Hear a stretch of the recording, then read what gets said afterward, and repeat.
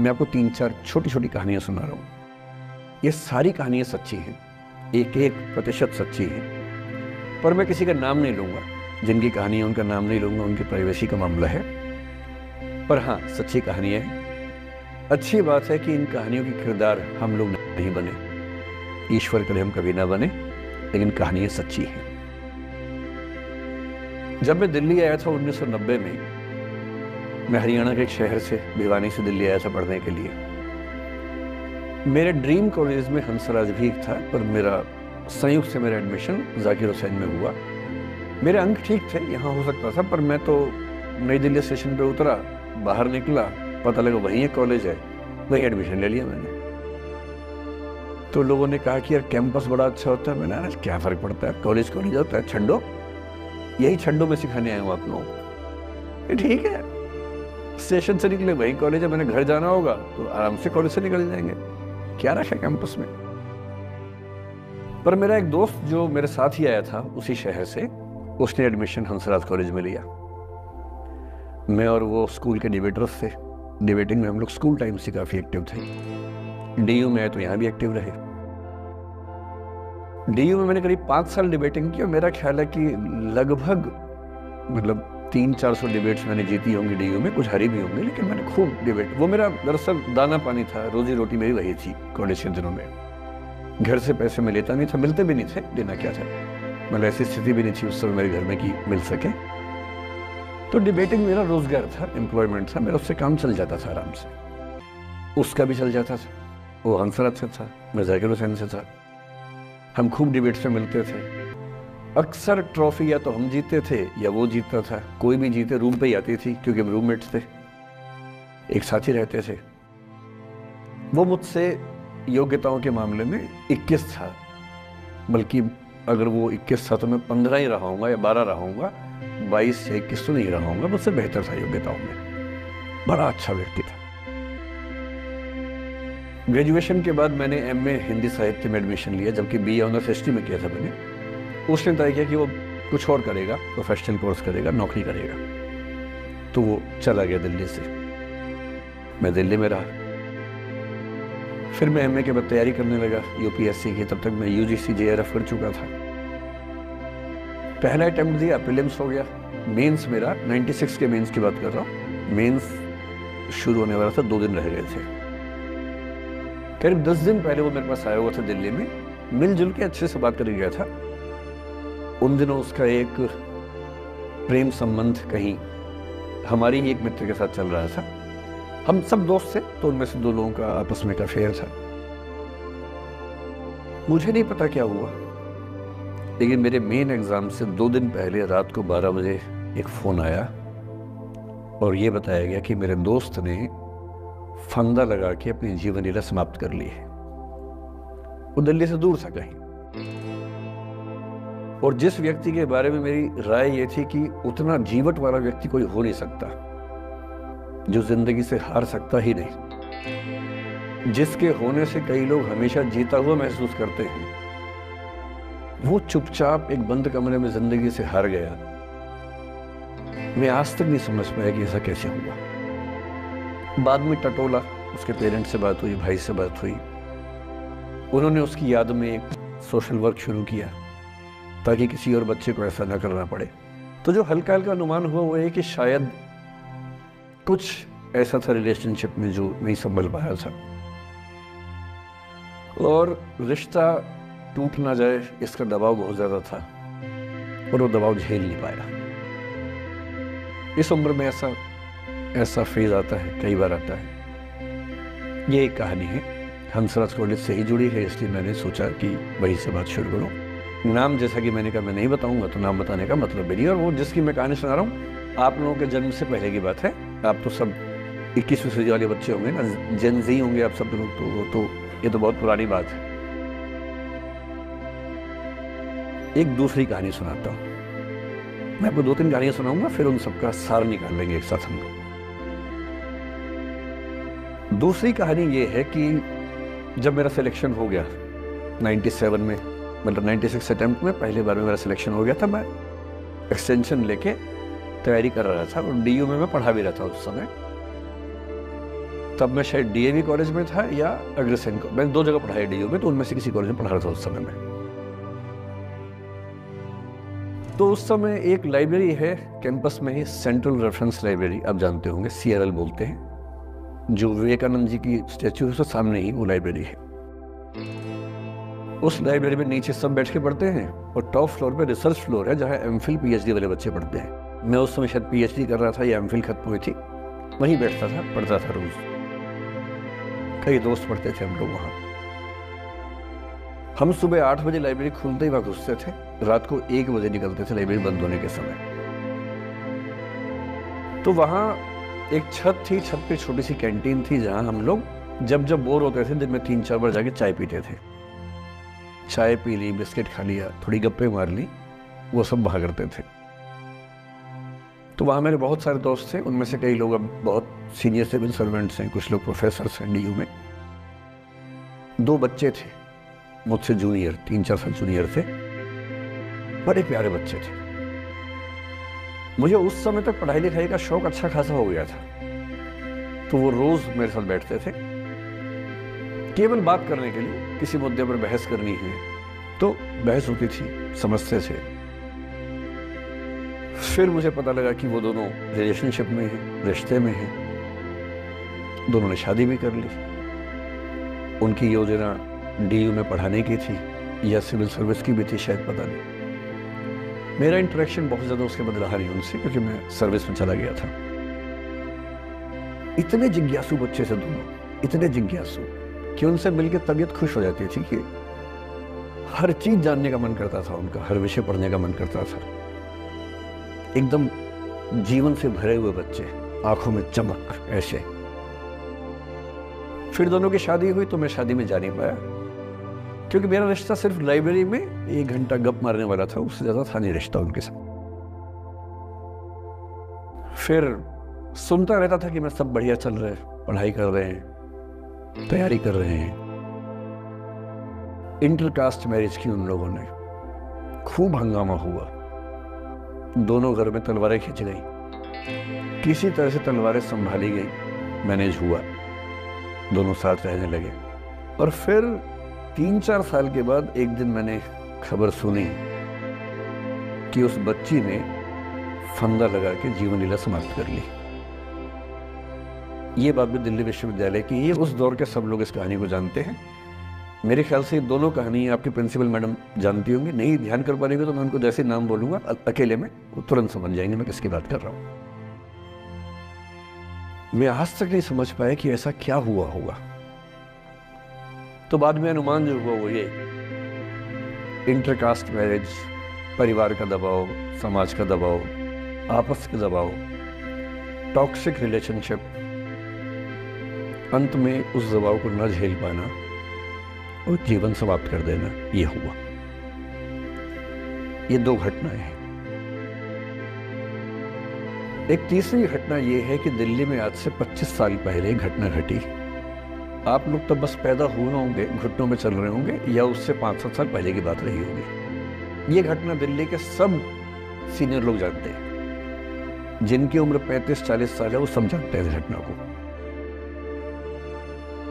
Mobile phone में video नया नया आया था उस समय। अब तो आपके हर फोन में वीडियो है, अब तो सामने भी है, ताकि आप वैसा वाला मुंह बना के सेल्फी खिंचवा सके।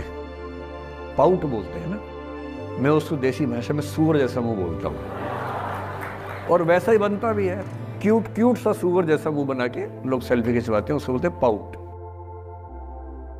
तब तो कैमरा फोन में पहली बार आया था, तब लोग अभ्यस्त नहीं थे। अब जैसे आप लोग कितने अभ्यस्त होंगे, हम भी होने लग गए। अब हम किसी से बात करते हैं तो हम ये एज्यूम करके चलते हैं कि उसने फोन में कुछ ना कुछ ऑन कर रखा होगा, या तो आवाज रिकॉर्ड करेगा या वीडियो बनाएगा। तुम कितने केयरफुल होकर बोलते हैं, कितने कॉन्शियस रहते हैं। और सर्विलांस सोसाइटी की सबसे बुरी बात यह है कि हम हमेशा चौकन्ने रहते हैं, हम सहज हो ही नहीं पाते। सहज रूप से 2 लोग बात कर लें, हो ही नहीं पाता। तो मैं तो अपने ऑफिस में कई बार ऐसा करता हूं, जब हम 3-4 लोग बैठते हैं इनफॉर्मल बातचीत के लिए, हम सब अपना अपना फोन कमरे के बाहर छोड़ के आ जाते हैं, फिर 2 घंटे बात करते हैं, इस भय से मुक्त होके कि कहीं कोई रिकॉर्ड तो नहीं कर रहा। ये हालत है आज की। उस जमाने में तो फोन थे। मोबाइल फोन आया था भारत में लगभग 1995 के आसपास पहली बार। बड़ा महंगा था, 16 रुपए प्रति मिनट इनकमिंग, 16 रुपए प्रति मिनट आउटगोइंग, ये रेट से उस समय। और फोन वो थे जिनसे आप कील भी ठोक सकते हैं, वैसे वाले फोन थे, बटन वाले फोन थे। नोकिया एक कंपनी थी, उसके फोन हुआ करते थे। उसके 4-5 साल के बाद क्या हुआ, पहली बार किसी कंपनी ने फोन में कैमरा लगा दिया। ये बात उस समय के लोग नहीं समझते थे। जब भी नई तकनीक आती है उसको समझने में टाइम लगता है। जो पहले समझते हैं फायदा उठा लेते हैं, जो थोड़ा लेट समझते हैं वो उसका नुकसान उठाते हैं। उस समय दिल्ली के एक प्रसिद्ध स्कूल में 11वीं-12वीं क्लास के 2 बच्चों में आपस में कोई रिलेशनशिप रही होगी। वो दोनों किसी ऐसी सिचुएशन में थे जो सिचुएशन बहुत ही प्राइवेट किस्म की थी, बहुत निजी किस्म की थी, जिसको पब्लिक नहीं कर सकते। कुछ फिजिकल रिलेशनशिप जैसा मामला था। उस दुष्ट लड़के ने लड़कों के इतिहास को कलंकित कर, लड़कों का इतिहास वैसे भी कलंकित ज्यादा है, उसे और कलंकित करते हुए उस पूरे सिचुएशन का वीडियो बना लिया। ऐसे मामलों में दुर्भाग्य है, मैं लड़का हूं इसलिए लड़के पवित्र थोड़ा ना हो जाएंगे। लड़का है, इतिहास कलंकित तो है, उसका वीडियो बना लिया और दुष्टता का चरम स्तर निभाते हुए वो वीडियो अपने एक दोस्त को शेयर कर दिया। ये कहे कि किसी और को दिखाना मत, जैसा कि होता है अफवाहों की दुनिया में। हर अफवाह एक व्यक्ति एक को ही बताता है, ये कह के किसी और को मत बताना, और अगला व्यक्ति भी अगले को यही कह के बोलता है किसी और को मत बताना। और इस तरह से पूरे शहर को खबर होती है और सबको लगता है कि सिर्फ मुझे पता है। वो वीडियो फैल गया। नए नए फोन आए थे, पर वो फोन कम लोगों के पास थे, कैमरे वाले फोन। तो फोन से कितना फैलता, ज्यादा नहीं फैला।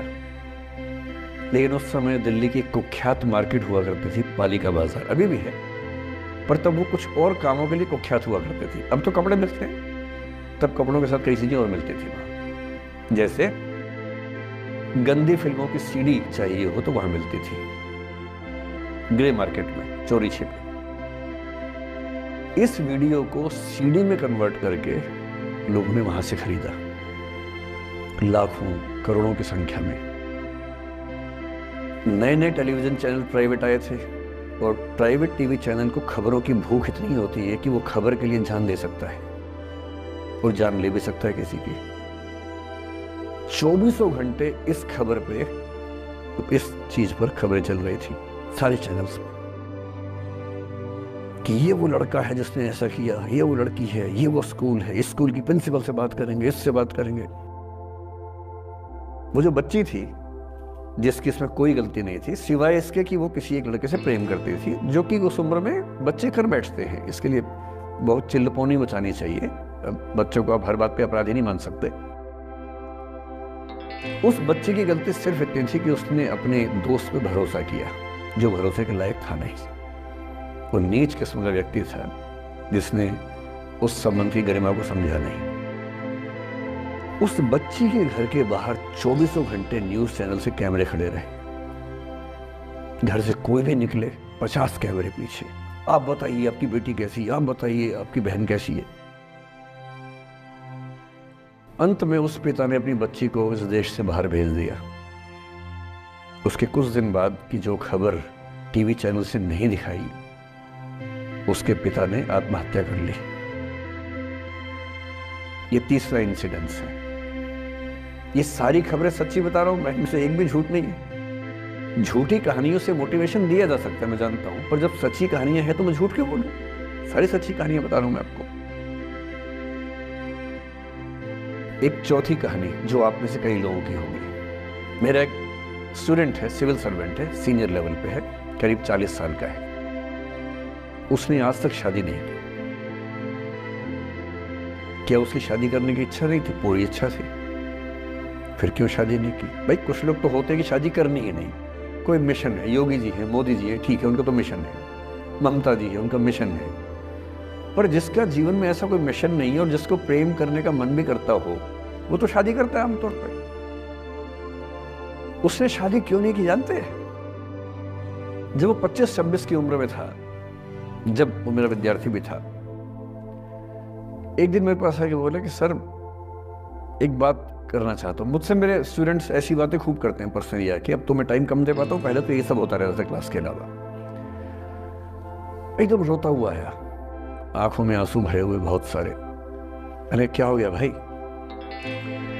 तो फिर उसने किसी का नाम बताया कि सर वो भी मेरी स्टूडेंट थी, कि सर उसके साथ रिलेशनशिप थी, उसने धोखा दिया है मुझे। अच्छा, धोखा देने वाली कहानी मुझे बहुत अपील नहीं करती। मेरा मानना है कि दोनों पक्षों की गलतियां होती हैं। आपकी अगर अपने पर्सपेक्टिव से सोच के धोखा करते रहते हैं, ऐसा थोड़ा ना होता है भाई। कुछ तो मजबूरियां रही होंगी, कोई यूं ही बेवफा नहीं होता, कुछ तो वजह होगी ना। आप थोड़ा उसकी वजह, उसका भी तो, उसकी कहानी भी तो सुनिए। और मैं जब जब दोनों कहानियां सुनता हूं मुझे लगता है कि मामला ग्रे है। आप किसी एक पे उंगली उठा ही नहीं सकते कि इसने ऐसा किया। दोनों की गलतियां होती हैं, ऐसा थोड़ा कि एक की होती है। बहरहाल इन भाई साहब को ऐसा लगा कि धोखा हो गया उनके साथ। तो मैंने चलो कोई बात नहीं यार, हो गया तो हो गया, तू नहीं कोई और सही, ऐसा क्या है। इतनी बड़ी दुनिया है, 8 अरब की आबादी अब है, उस समय भी 6-7 अरब तो थी। मैंने कहा 3.5 अरब 350 करोड़ में कोई तो होगी तुम्हारे लिए, ऐसा क्या है, कोई और देखेंगे। पर वो थोड़ा ज्यादा सेंटिमेंटल था उस समय। धीरे धीरे पता नहीं उसके मन में क्या बैठ गया, उसके मन में ये बैठा कि दुनिया की सारी लड़कियां धोखेबाज होती हैं। ऐसे मूर्खों की कमी नहीं है दुनिया में, ऐसे बहुत मूर्ख हैं। दर्शन की दुनिया में इसे अवैध सामान्यीकरण कहते हैं, इलिसिट जनरलाइजेशन। इसका मतलब बहुत छोटे सैंपल के बेस पे ये समझ लेना कि ये थियरी पूरे ब्रह्मांड पर लागू होती है। एक लड़की ने धोखा दिया, मान लीजिए धोखा दिया, धोखा इसने दिया कि उसने दिया कि किसी ने दिया, जो भी कहानी हो, एक सैंपल से ये मान लेना कि सब ऐसे होते हैं। और उसके बाद से उसने कम से कम 10 बार कोशिश की, 10 लोगों से मिला, बातचीत की शादी के लिए। डेटिंग तो क्या करेगा 40 की उम्र में, लेकिन हाँ बातचीत करके देखा कि शायद रुचियां मिल जाए, स्वभाव मिल जाए तो शादी के बारे में सोचें। हर बार 3, 4, 5 मीटिंग के बाद वापस हट जाता है। अब तो मैंने पूछना बंद कर दिया है। जब तक मैं पूछता था, बोलता था कि सर 3-4 मीटिंग के बाद लगता है कि ये भी वैसी ही है। मैंने कहा भूल जाओ भाई, उससे भूल जाओ, बात खत्म हो गई। उसके बच्चे घूम रहे हैं आजकल स्कूल में, अब तुम कम से कम शादी तो कर लो। वो भाई साहब आज तक अकेले हैं और अब तो बाजार में मूल्य भी कम हो गया उनका, अब विकल्प भी ज़्यादा नहीं मिलते हैं। अब जो विकल्प मिल रहे हैं वहाँ उसकी रुचि और कम हो गई है। तो पूरी संभावना है कि वो जीवन अकेले ही गुजरेगा उसका। एक अंतिम एग्जाम्पल देके फिर मैं निष्कर्ष की तरफ बढ़ूंगा। मैं एक IAS ऑफिसर को जानता हूँ, 2 IPS को जानता हूँ, बहुत योग्य लोग, देश के सबसे अच्छे संस्थाओं से पढ़े हुए लोग, प्रॉपर IAS प्रॉपर IPS में नौकरी करने वाले लोग, और इन तीनों ने अपना जीवन समाप्त कर लिया नौकरी में रहते हुए। क्यों? क्योंकि नौकरी और घरेलू जो दुविधाएं थी उनको झेल नहीं पा रहे थे, ना झेल पा रहे थे, ना भूल पा रहे थे, लेट गो नहीं कर पाए तो गिव अप कर दिया। और इसलिए मुझे अक्सर लगता है कि जितनी चीजें हम सिखाते हैं बच्चों को, हिस्ट्री, इकोनॉमिक्स, लिटरेचर, वो सब ठीक है, उनका भी महत्व है। शायद उससे ज्यादा महत्व इस चीज का है कि ये समझे कि अपने इमोशंस को कैसे मैनेज करना है। जब जीवन में ऐसा लगे कि सब खत्म हो गया है, जब जीवन में लगे कि बहुत टॉक्सिक किस्म की लाइफ हो गई है, उससे बाहर कैसे निकलें, शायद ये सबसे महत्वपूर्ण लेसन होता है जो हम सबको सीखना चाहिए। मैंने कहीं से सीखा नहीं है, ना मैंने ऐसी किताबें पढ़ी हैं, हालांकि मैंने 2 किताबें मंगवाई हैं पिछले हफ्ते, पढ़ी नहीं है अभी तक, तो मैं किताबों के बेस पे नहीं जानता कैसे सीखते हैं, लेकिन जिंदगी से तुम सीख सकते हैं। इन कहानियों का सबका एक ही सार है, वजह अलग अलग है। एक व्यक्ति ने इसलिए अपना जीवन समाप्त किया कि वो रिश्ता उसके हाथ से छूट रहा था, एक ने इसलिए जीवन समाप्त किया कि ये रिश्ता बन गया था पर समाज के दबाव, घर के दबाव मैनेज नहीं कर पाए। एक ने जिंदगी भर शादी नहीं की सिर्फ इसलिए कि वो पुरानी यादों को भूल नहीं पाया। अरे एक बार गलती हो गई तो हो गई, आगे तो संभावना जीवन में है भाई, क्यों इतना हावी रखने उसी दिमाग के ऊपर। कुछ लोग देश की सबसे अच्छी नौकरी में होकर हर पैमाने पर सफलता की हर कसौटी पे खरा उतरने के बाद जीवन नहीं बचा पाए, क्योंकि दूसरों की नजर में आप बहुत नजर में शून्य हो तो फिर जीवन कैसे बने, जीवन कैसे बचे। इन सारी कहानियों का मूल भाव एक ही है, अगर आप खुद को हैंडल नहीं कर सकते तो दुनिया को क्या हैंडल करेंगे। दुनिया को हैंडल करने से पहले खुद को हैंडल करना सीखना पड़ता है, और उसका सबसे आसान जो रामबाण उपाय है उसको बोलते हैं द आर्ट ऑफ लेटिंग गो। जाने दो। वो अफसाना जिसे अंजाम तक लाना न हो मुमकिन, उसे एक खूबसूरत मोड़ देकर छोड़ना अच्छा।